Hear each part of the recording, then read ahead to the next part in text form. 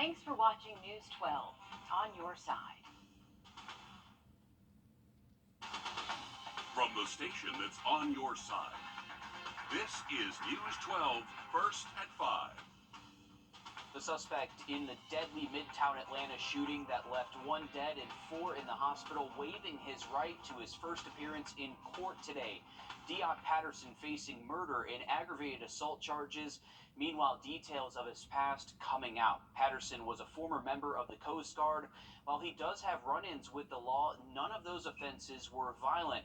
Our reporter Abby Casoris is live in Midtown Atlanta, outside of the medical facility where the shots were fired. Abby.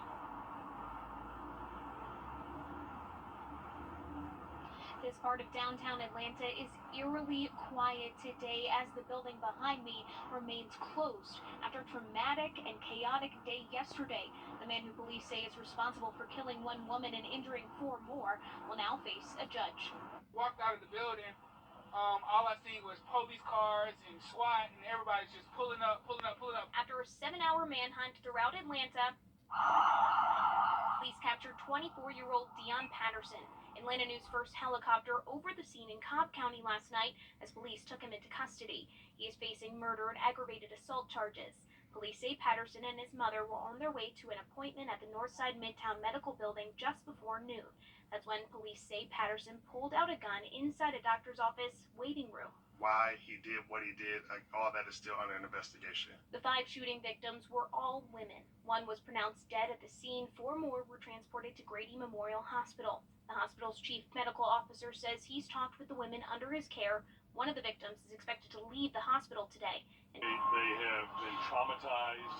They are very grateful for the support and care they've received. They realize that this is a horrific event, and the fact that they were in a healthcare facility just makes it worse. We now know the name of the woman killed, Amy St. Pierre, a 39-year-old mother of 2. Her friends describe her as a beautiful soul. Always there for us as a friend.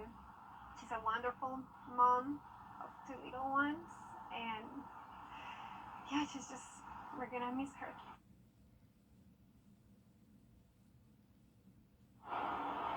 St. Pierre's friends add that if she were alive today, she'd be marching and advocating for gun reform. Now, we've heard from several Democratic state lawmakers calling for that change. We've also heard from several Republicans, including Governor Brian Kemp, who wanted to offer his prayers to the victims and their families.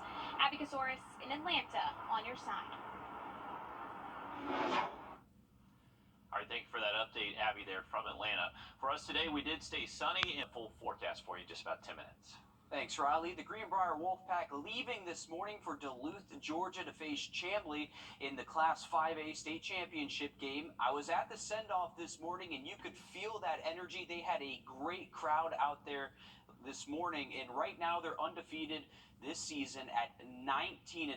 News 12's Dan Booth is live at 5 at that championship game in Duluth.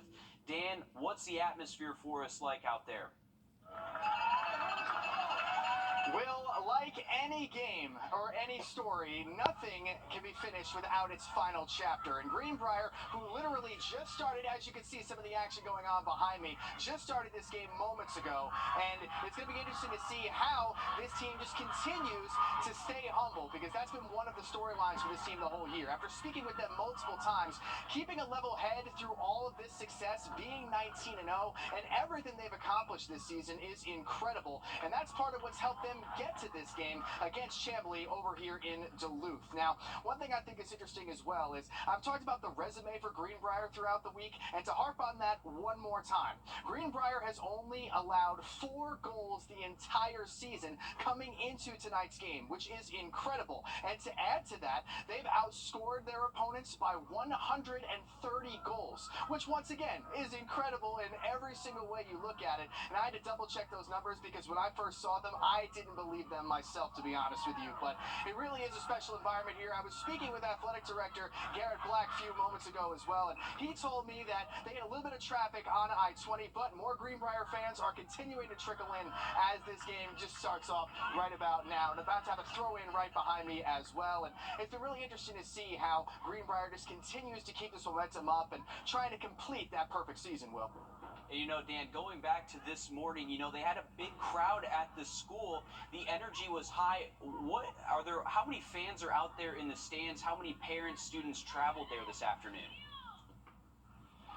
It's hard to put a number on it right now, Will, but I will say that I know that there were multiple buses that were coming from Greenbrier loaded with fans to have them have their support all the way out here in Duluth. And especially at a game playing so far, far away, I had to get a little bit of a Star Wars reference in there, just, in a galaxy far, far away. But in terms of that, no, it's great to see a lot of green in the stands right now, trying to outflush the blue a little bit on the other side from Chamblee. And it's an interesting thing, too, because this is obviously a bit of a road trip for Greenbrier, but this is a little bit closer for Chamblee, so I expect to see a little bit more Greenbrier fans coming in as time goes on, but we're going to need to see a little bit more of that green in the stands to make sure that everybody is here supporting the Wolfpack. Absolutely, some passionate fans. We'll stick with you throughout this evening, and we're wishing good luck to the Greenbrier women's team there. Thanks for that, Dan.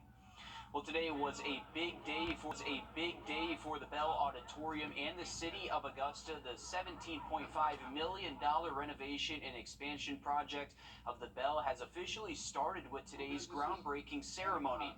The fully funded SPLOST project will add 5,000 square feet, including a grand lobby and updated amenities. James Brown Arena will take over the slack.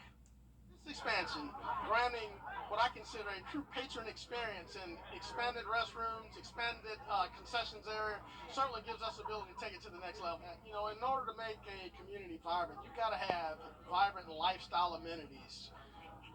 The James Brown Arena and the Bell Auditorium have done that. We started the process today with this groundbreaking to make sure that that continues for the next generation.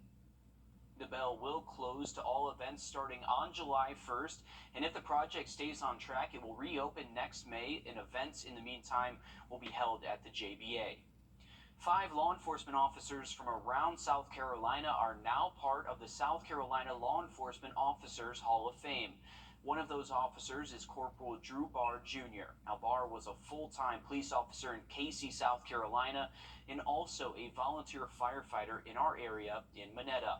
Barr was shot and killed while answering to a domestic call last year. This latest ceremony brings the total number of officers honored in the Hall of Fame room to 423 there. Well, soon how local governments control nicotine sales could change. Just ahead, we'll take a look at where this is happening and what it means. Riley? And we are looking at sunshine this afternoon, but more clouds tomorrow, and that will be a sign of rain heading our way. We'll have that full forecast just after the break. Well, check this out. A police veteran running a marathon each day to raise money for a fallen officer's family. 56-year-old Brett Soborowski started running from Palatka, Florida on April 23rd and is making his way up to Rochester, New York. Now, he's running more than 26 miles each day to get there, and yesterday he ran through Burke County, Georgia, and today he made his way through Augusta. Soborowski hopes to make it to New York by June 11th. Something really cool about this, I actually have a connection to this guy and the family of the fallen officer. My girlfriend, actually from Rochester, New York, is a very close friend with the son of that officer who was killed in the line of duty. That officer, 26-year veteran on a task force, was ambushed at night in downtown Rochester and got shot and killed when he was with his partner. A really sad story there. So this is really cool to see this guy raising money for that family. So a really nice family. It's really unfortunate what happened there. Absolutely, and I mean, you think about 26 miles in a day. It's a lot. That's He stops for water every 3 miles too. So it's really cool. He made his way through Burke County, came through Augusta today. So he's making his way up there to Rochester. He had great weather to do that too today. Yeah, I mean, can't beat the weather out there this afternoon. The wind finally calmed down for us, so luckily he didn't have to battle those windy conditions that we have seen the past few days. Here's a current view outside of our southbound smokehouse camera. We should see the mid-70s Saturday afternoon. Later into the weekend, though, we're seeing the 80s, and then next week, we're not too far away from 90 once again. Thanks, Riley. A bill that could soon be on the governor's desk would ban South Carolina cities and counties from enacting their own local restrictions on e-cigarettes and vape sales. Opponents say it's dangerous, but supporters of the bill contend part of it would help keep these products out of kids' and teens' hands. State House reporter Mary Green has the details. The Senate passed this bill Thursday, so now it's up to the House of Representatives to decide if it'll agree to the changes the Senate made and send this bill to the governor, or if it wants to work out a compromise. With inconsistent rules, it's impossible for business to stay afloat. It's tough enough as it is, but these small businesses need this help. This bill would make it illegal for local governments to enforce local rules on cigarette, e-cigarette, vape, and other tobacco and nicotine product sales, including banning certain flavors or ingredients from being sold within a city or county. Local laws and ordinances put in place before 2021 would be grandfathered in under this bill, and it wouldn't prevent cities and counties from enacting no smoking areas or zoning ordinances to ban smoke or vape sales in certain areas, like close to schools. Senators also amended the bill to crack down on those stores illegally selling nicotine products to minors. Right now, they just get a slap on the wrist. This will set up a process that if they keep doing it, they will lose their right to sell nicotine products across the board. And I think that people will respond to that. The American Cancer Society opposes this ban on local governments enforcing their own tobacco rules, saying South Carolina needs local laws to protect its kids, not state interference. Reporting from the State House, I'm Mary Green. And the American Cancer Society reports over a quarter of South Carolina high school students use tobacco products, including e-cigarettes. But whether you plan on hitting up the beach or just love sea turtles, just ahead when Live at 5 continues, we'll learn some ways to help out turtles while they lay their eggs this season. First Alert Radar. First Alert Radar. Powered by Jim Hudson Lexus Acura Infinity. I'm Chip Lewis with Augusta Medicare Specialist. Surprisingly, there is no Medicare orientation. Let us guide you through the entire process. For a commitment-free consultation, please call the number on your screen. Don't wait till you're 65 to call. Are-you64.com. If one of these $99 a month, or get our fastest speed and $300 on us. Wow. Hey, Brett, I think we need a jingle. What'd you have in mind? I don't know yet. Well, if you're taking something, come knock on my door. Come and knock on my door. If you're 64.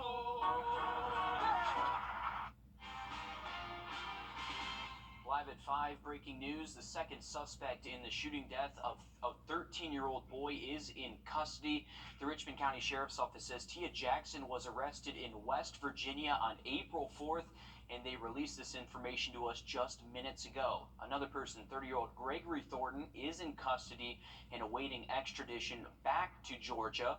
Authorities say they're both connected to the murder of Buddy Brown in late March. Over the next several months, Tybee Island and many other beaches along South Carolina and Georgia will become home to sea turtle nests. And if you're vacationing to the beach this summer, Shay Schrader from Tybee Island shows us how to give turtles the best chance of survival. The rules are fairly simple. Keep the beach flat and clean.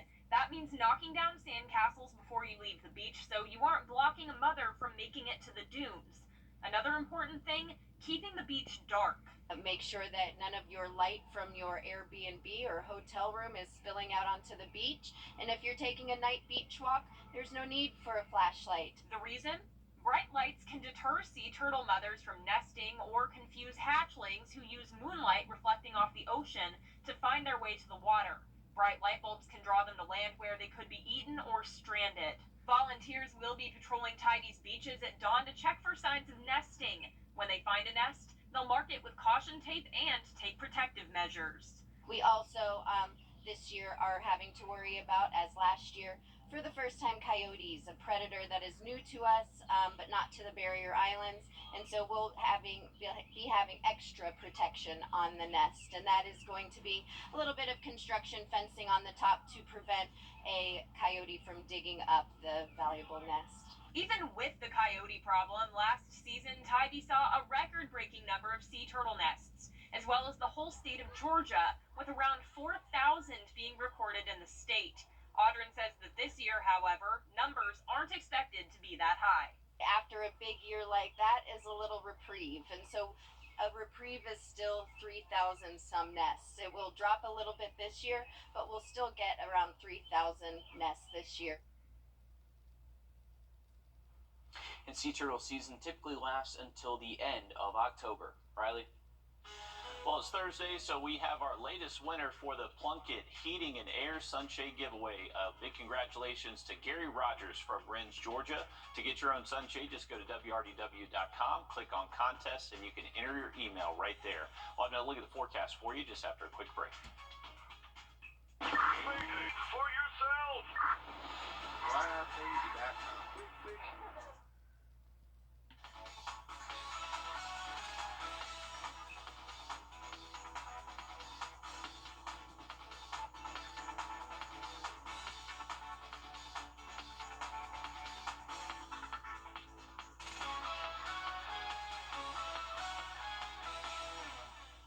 Well, 2 people and a dog were rescued from a sinking boat off the coast of Georgia on Monday.